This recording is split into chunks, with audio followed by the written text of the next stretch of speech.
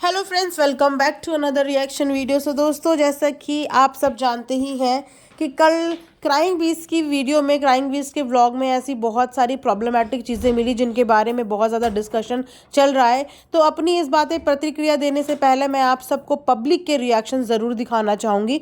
सो आइए उनके ही वीडियो के नीचे कुछ रिएक्शंस जो लोगों के आए हैं, जो उनकी ऑडियंस के आए हैं, पहले आपको वो दिखाती हूँ, उसके बाद हम अपना रिएक्शन भी स्टार्ट करेंगे। If you guys don't want Mao anymore, please give him to any adoption house. Just ignoring him.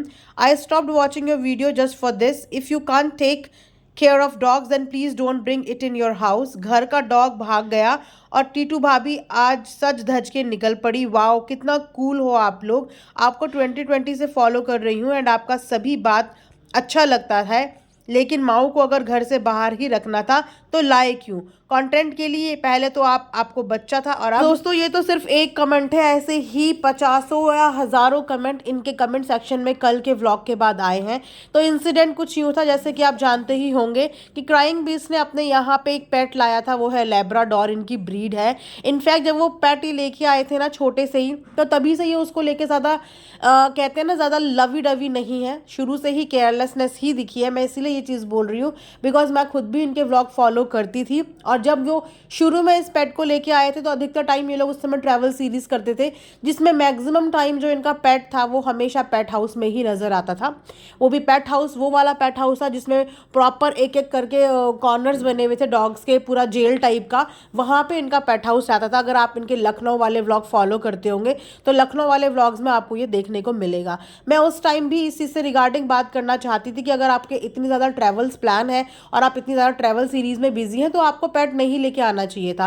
वो छोटा भी था, उस समय पे आप उसे किसी को भी अडॉप्ट कर सकते थे, लेकिन ठीक है, अपनी अपनी चॉइसेस होती हैं। टाइम निकल गया, लखनऊ से वो दिल्ली आ गए, दिल्ली से गुड़गांव शिफ्ट हो गए। तो गुड़गांव में उन्होंने अच्छा खासा बंगलो ले लिया जिसमें काफ़ी ज़्यादा स्पेस है, जिसमें पेट आराम से इधर उधर दौड़ भाग सकते हैं। लेकिन कल हुआ यूं कि इनका जो पेट है, यानी कि इनका जो लैब्राडोर है जिसका नाम माऊ है, वो गेट से बाहर भाग गया। तो क्राइंग बीस्ट जी उन्हें देखने के लिए आते हैं कि भैया मेरा पेट भाग गया, मेरा माऊ भाग गया। बाइक उठा के इधर उधर भागते हैं, लेकिन वो दूर दूर तक कहीं मिल के नहीं आता। उसके बाद ये आराम से घर आ जाते हैं और इनकी जो बीवी है वो किसी इवेंट के लिए तैयार हो रही होती हैं और हार्डली ये लोग बॉदर होते हैं। ये सब चीज़ें देख के ऑडियंस को बहुत ज़्यादा बुरा लगा, खासकर उन लोगों को बुरा लगा जो पेट लवर्स हैं या जिनके घर में ऑलरेडी पेट है या वो पेट पेरेंट्स हैं। और ये चीज़ देख के मुझे भी बुरी लगी बिकॉज मेरे पास भी सेम ब्रीड का, सेम एज का लैब्राडोर है। जिस समय ये लोग लैब्रा लेके आए थे उसी समय पे मेरे घर में भी लैब्रा आया था, यानी कि इनका लैब्रा और मेरा लैब्रा ऑलमोस्ट सेम ही एज का है।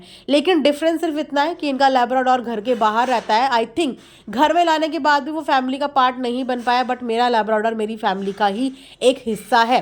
इस ठंड के सीजन में जहां हम लोग स्ट्रे डॉग्स का तक ख्याल रख रहे हैं कि उनको ठंडा लग जाए, उनके लिए बाहर लोग कंबल डोनेट कर रहे हैं, अपने एंड पे हर कोई इंसान कोशिश कर रहा है, लेकिन वहीं पे जिनके घर में खुद के पेट्स हैं उन्होंने ठंड के मौसम में अपने पेट को ही बाहर किया हुआ है। लैब्राडोर एक ऐसी ब्रीड होती है जो बहुत ही कोल्ड एनिमल्स होते हैं, मतलब कोल्ड ब्लडेड एनिमल्स, जो फ्रेंडली भी होते हैं और इतने क्विक लर्नर होते हैं कि अगर आपने उनको थोड़ी सी भी ट्रेनिंग दी ना, वो इतनी जल्दी चीज़ें सीख जाते हैं।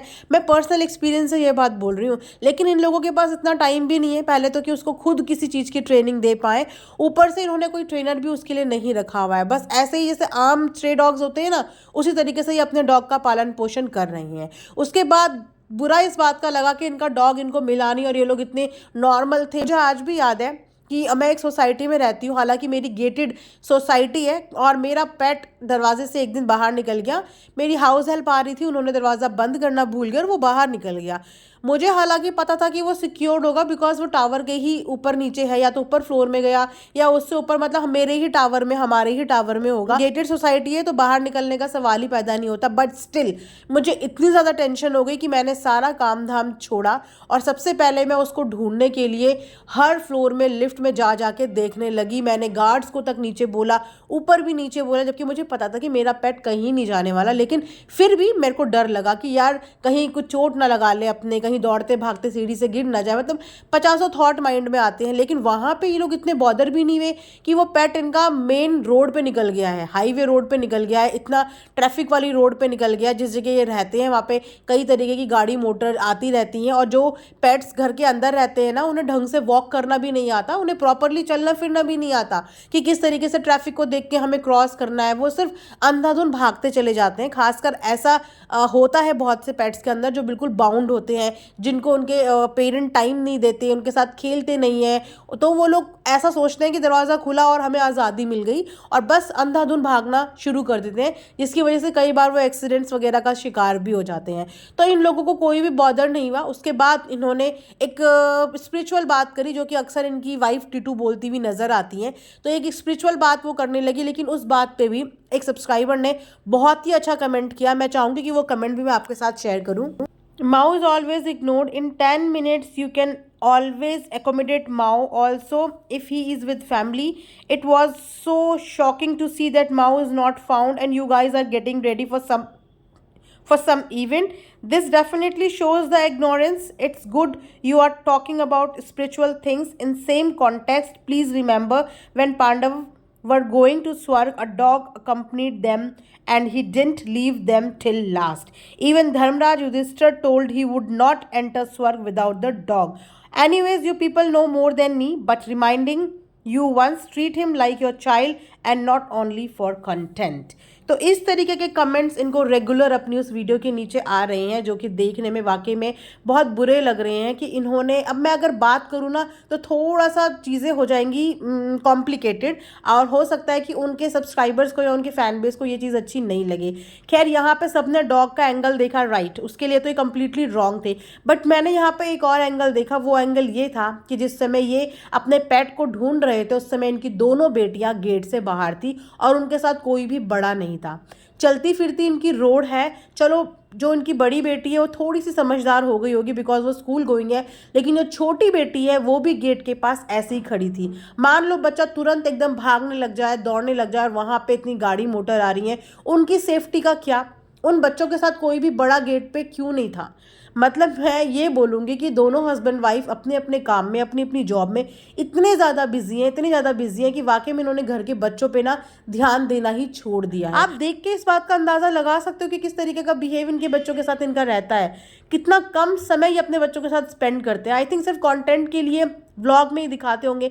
मदर इनकी वर्किंग है। जिस समय पे बच्चों को मदर की सबसे ज़्यादा ज़रूरत थी, उस समय पे उन्होंने अपना जॉब स्टार्ट कर दिया। वेल, ये एक पर्टिकुलर इंसान की इंडिविजुअल अपनी सोच है, ठीक है, लेकिन उसके बावजूद कहाँ इनके केयर टेकर हैं या कहाँ पे इन्होंने कोई नैनी रखी है जो इन बच्चों को प्रॉपर सिखाती नहीं है, उनका प्रॉपर टेक केयर नहीं रखती। अगर हम कपड़ों की बात करें तो आप कपड़े देख लीजिए, कितनी ठंड का टाइम है इस समय पे, बच्चों को कोल्ड हो जाता है, कफ हो जाता है। दिल्ली एनसीआर में कितनी ज़्यादा ठंड पड़ती है, वहाँ पे बच्चे भी ऐसे ही घूम रहे हैं, कभी नंगे पैर हैं, कभी कैसे हैं। तो मतलब मैं पेट के लिए क्या एक्सपेक्ट करूँगी इनसे कि ये पेट की केयर करेंगे? इनके खुद के बच्चों को मुझे ऐसा लगता है कि केयर की बहुत ज़्यादा ज़रूरत है। मैं खुद भी इनके व्लॉग बहुत पसंद करती थी, इनफैक्ट करती हूँ, लेकिन जिस तरीके की अब ये व्लॉगिंग करने लगे हैं, जिस तरीके का अब ये चीज़ें दिखाने लगे हैं ना, वो बहुत ही प्रॉब्लमेटिक हो चुकी है। मतलब हर व्लॉग में कुछ ना कुछ ऐसी चीज़ें जो प्रॉब्लमेटिक है, जो देख के इन्हीं के चाहने वालों को अच्छा नहीं लग रहा है। बिकॉज हमने इनके 1 क्लास व्लॉग देखे हैं, इन लोगों की केयर, इन लोगों का एटमॉस्फेयर, फैमिली का सब कुछ देखा है। अगर हम लोग अचानक से ऐसे इग्नोरेंस वाले व्लॉग देखने लग जाएंगे या इतने केयरलेस और इररिस्पॉन्सिबल व्लॉग देखने लग जाएंगे तो हमें बुरा लगेगा, बिकॉज हम ये एक्सपेक्ट नहीं करते हैं। इन्होंने एक बेंचमार्क सेट किया हुआ है अपनी व्लॉगिंग पे, तो ये सब वीडियोस देख के ना बुरा लगता है और हम नहीं चाहते कि इस तरीके की वीडियोस ये लोग बनाएं। लास्ट में यही बोलना चाहूँगी कि बच्चे चाहे इंसान के हो चाहे जानवर के, बच्चे बच्चे होते हैं, उनको प्यार, केयर और रिस्पॉन्सिबिलिटी तीनों की बहुत ज़्यादा ज़रूरत होती है। आई थिंक इनकी फैमिली में वो सब चीज़ें मिसिंग है और मुझे लगता है कि ये हाई टाइम है इनको इस चीज़ पे काम करने का, वरना बच्चे कब बड़े हो जाएंगे और कब कंप्लेन करनी शुरू कर देंगे ये लोग सोच भी नहीं सकते कि आजकल के बच्चे कितने एडवांस हैं।